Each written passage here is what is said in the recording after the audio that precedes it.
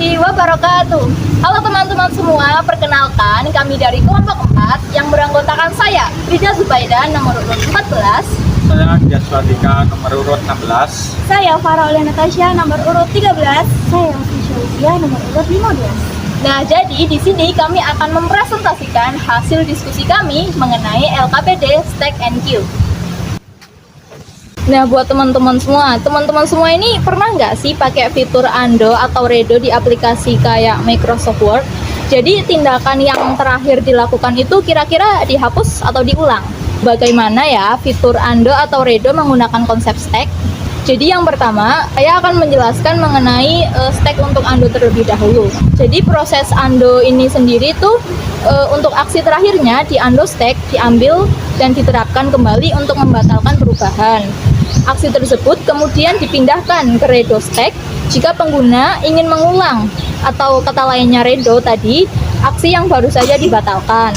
Nah, contohnya sendiri, misalnya pengguna mengetikkan kata halo. Jadi tindakan mengetik halo tersebut disimpan di Ando stack.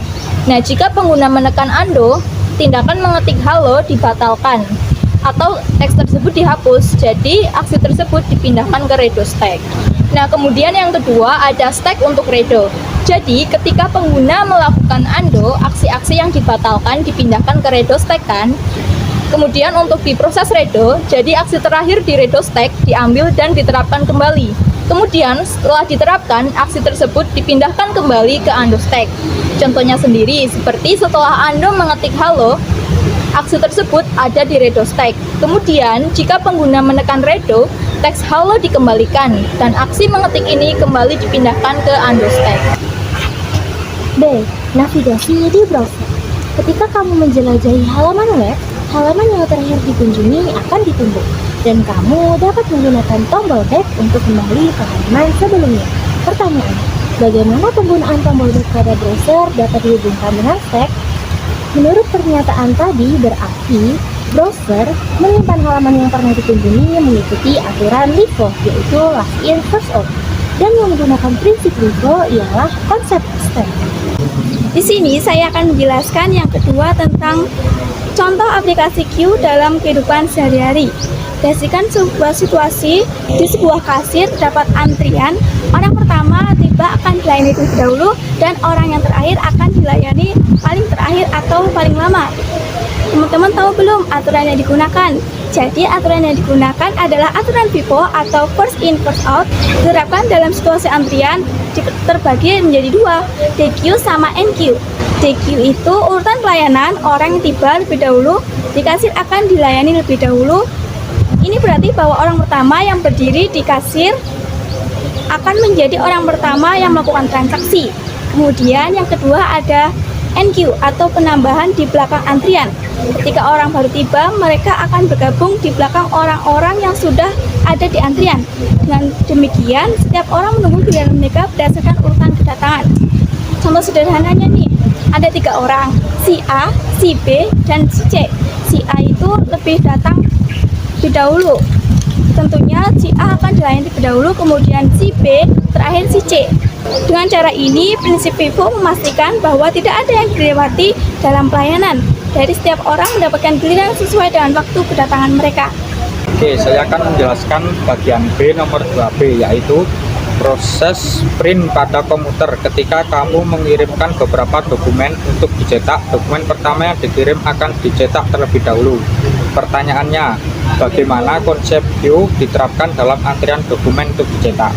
Jadi, konsep queue atau antrian dalam pemrograman diterapkan dalam antrian dokumen untuk dicetak dengan menggunakan prinsip FIFO, yaitu bridge in, bridge out.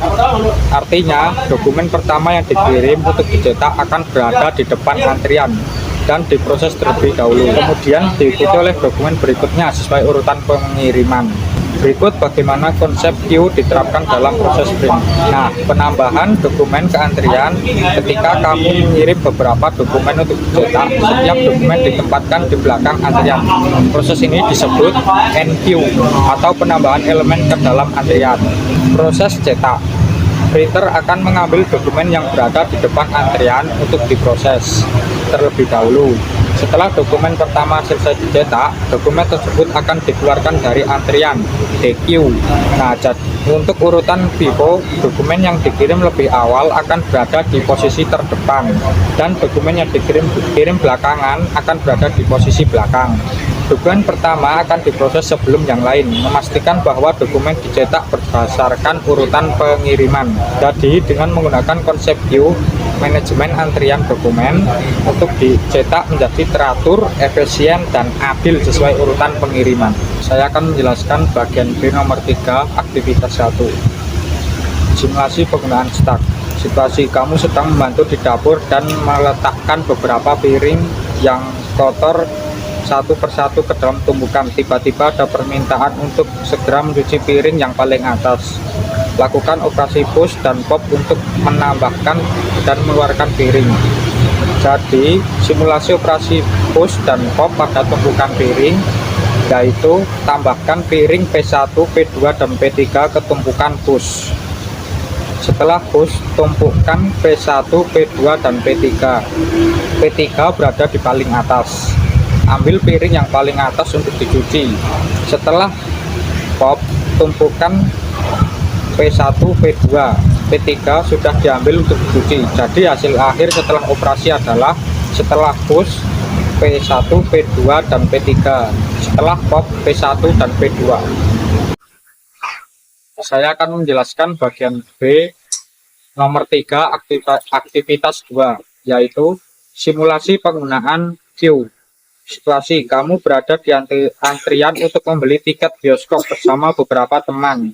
Lakukan operasi NQ dan DQ untuk mensimulasikan situasi ini. Jadi simulasi dari operasi NQ dan DQ berdasarkan situasi yang diberikan, yaitu tambahkan orang O1, O2, dan O3 ke dalam antrian NQ. Setelah NQ antrian O1, O2, dan O3, orang pertama O1 mendapatkan tiket dan meninggalkan antrian DQ. Setelah DQ, antrian O2, O3, orang O4 tiba dan bergabung di antrian NQ. Setelah NQ O4, antrian adalah O2, O3, dan O4. Jadi hasil akhir antrian setelah operasi adalah antrian O2, O3, dan O4. Saya akan menjelaskan bagian C nomor 1, yaitu jelaskan konsep stak dalam dunia pemrograman dan berikan 2 contoh penerapannya dalam aplikasi komputer. Contoh penerapan stak dalam aplikasi komputer.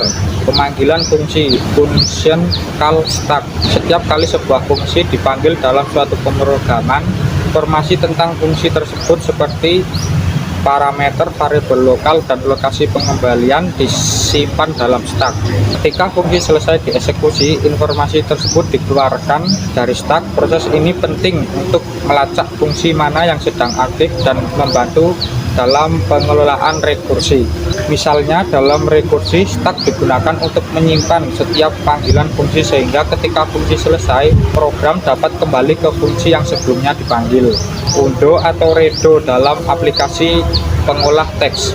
Banyak aplikasi seperti Microsoft Word menggunakan stak untuk mengolah fitur undo dan redo. Setiap kali pengguna melakukan perubahan, aksi tersebut disimpan dalam stak. Jika pengguna memilih untuk mengunduh suatu aksi, stak mengeluarkan pop aksi terakhir dan mengembalikan dokumen ke keadaan sebelumnya. Demikian pola aksi-aksi yang diunduh untuk memungkinkan pengguna melakukan redo. Kedua contoh ini menunjukkan bagaimana stak digunakan untuk menyimpan data sementara yang membutuhkan pengambilan dalam urutan terbalik dari penginputan. 2. Sebutkan 3 situasi di dunia nyata yang bisa diimplementasikan menggunakan queue dan jelaskan alasan kamu memilih contoh tersebut. Pertama, ada antrian di supermarket. Kedua, ada antrian di koperasi sekolah. Ketiga, antrian meminjam buku di perpustakaan. Alasan saya memilih contoh tersebut ialah karena contoh tersebut sangat mudah dan dapat ditemui di kehidupan sehari-hari. Nah, jadi di sini saya akan menjawab soal evaluasi nomor 3. Jadi berikan penjelasan mengapa fitur Ando pada aplikasi editor teks lebih tepat menggunakan stack daripada queue. Nah, mari kita bahas. Jadi, fitur undo pada aplikasi editor teks lebih tepat menggunakan stack daripada queue. Karena sifat dasar operasi yang dilakukan pada fitur ini sangat cocok dengan prinsip kerja stack, yakni LIFO atau last in first out. Jadi, mari kita lihat beberapa alasan utama mengapa stack lebih sesuai dibandingkan queue. Yang nomor 1, undo memerlukan akses ke aksi terakhir yang dilakukan atau LIFO. Jadi, undo bertujuan untuk membatalkan aksi yang terakhir kali dilakukan oleh pengguna. Stack bekerja dengan prinsip LIFO, artinya elemen yang terakhir masuk atau aksi terbaru akan menjadi elemen pertama yang keluar. Yang kedua, queue tidak cocok karena menggunakan prinsip FIFO atau first in first out. Jadi, queue bekerja dengan prinsip FIFO, first in first out, di mana elemen pertama yang masuk akan menjadi elemen pertama yang keluar. Jika fitur undo menggunakan queue, saat pengguna menekan tombol undo atau aksi pertama yang dilakukan akan dibatalkan terlebih dahulu, bukan aksi terakhir. Ini tidak sesuai dengan kebutuhan undo, karena pengguna biasanya ingin membatalkan aksi yang paling baru, bukan yang pertama. Nah, sekian presentasi dari kelompok kami. Semoga ilmu yang kami sampaikan dapat bermanfaat bagi teman-teman semua. Apabila ada salah kata, mohon dimaafkan. Terima kasih sudah menonton sampai akhir. Wassalamualaikum warahmatullahi wabarakatuh.